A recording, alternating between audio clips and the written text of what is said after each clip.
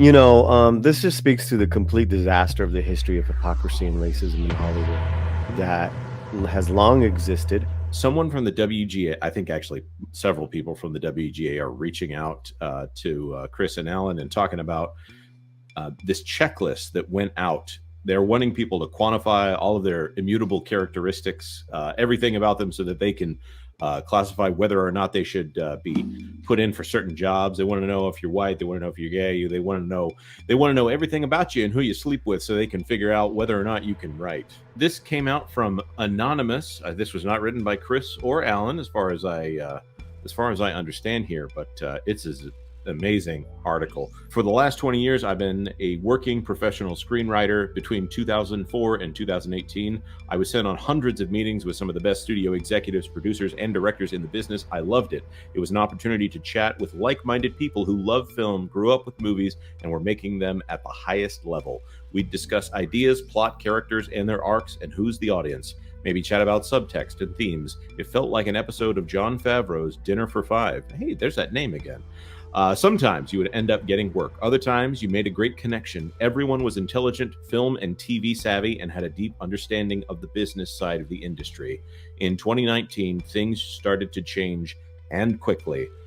Here's the checkboxes that they have been asked to fill out. This is just starting with sexual identity. Okay, interesting. All right, continue. The reality is that for the past 5 years, white straight male writers and directors with experience and successful track records have been sidelined. We talk about it over coffee or after screenings. We've essentially been told that because of our race and gender, we need not apply. At one point, my agent told me they couldn't put me up for any open writing assignments or TV staffing jobs because the execs only wanted to hear takes on the material from BIPOC or female or LGBTQ writers. Some shows even started instituting staffing quotas that 40 to 50% of the writing staff had to be people of color. This just speaks to the complete disaster of the history of hypocrisy and racism in Hollywood that has long existed.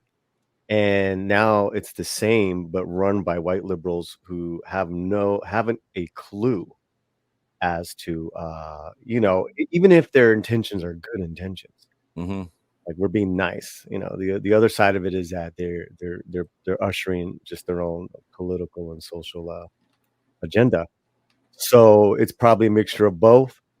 But at the end of the day, a couple things pop out is that, there has all for decades, and this is the Writers Guild of America, right? It's separate from the studios or how they run things. And whatever you've heard or whatever this writer has, and I'm sure that this writer is legit, and as far as what he hears from his agent managers, you can't, that stuff on paper is like, oh, we're only hiring 40, 50%. We're only gonna listen to pitches from people of color. None of that is ever on paper. You can't, like you said, there's no way you can say that. Yeah. But here's my thing with that is a lot of these studios have had diversity programs for decades meant to foster writers and directors. And it's more of that's been going on for decades. Mm-hmm. So that's more of a direct, line to those communities, which I always thought were interesting. But what I've always only seen is maybe a showcase here and there that really does not go anywhere. It's a showcase for the studios to say, hey, look, we did this people of color showcase, and they do it CBS used to do it once a year, and I even I knew the gentleman who ran it every year. Guy is a great writer. He actually wrote on In Living Color comedy show, mm-hmm. back in the day. So that guy actually, cut his teeth. And every year would train these new writers and directors. Here's the thing, right? And that's just that. Let me just use that CBS diversity showcase. Maybe a couple of those actors get jobs on their shows. Maybe long term, very rare.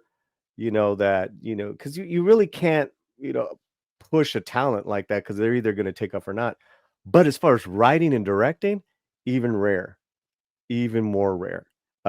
So how is this supposed to compensate? It doesn't. What you're actually doing is you're actually punishing people who happen to be Caucasian. I don't care what they, whatever it is, you're punishing them for being talented. That is absolutely doesn't make sense, but it does make sense in Hollywood because they what they continue to do and continue to show me is that they only care about holding on to their creative control, creative power, which is what are we getting out of that? We're getting a lot of garbage. So yeah, Nick, that's when I saw this, I'm always reminded about those diversity showcases that these are big time studios put their money and their time into. It's like, where are they? Where are those writers and directors?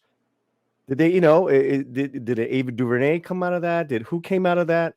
What's the success of that?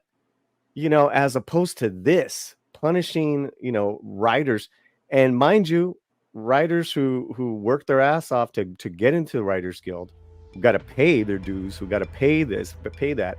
This is how you're treating them? Get this garbage out of there. There should be only one question in the questionnaire: is, are you a good writer?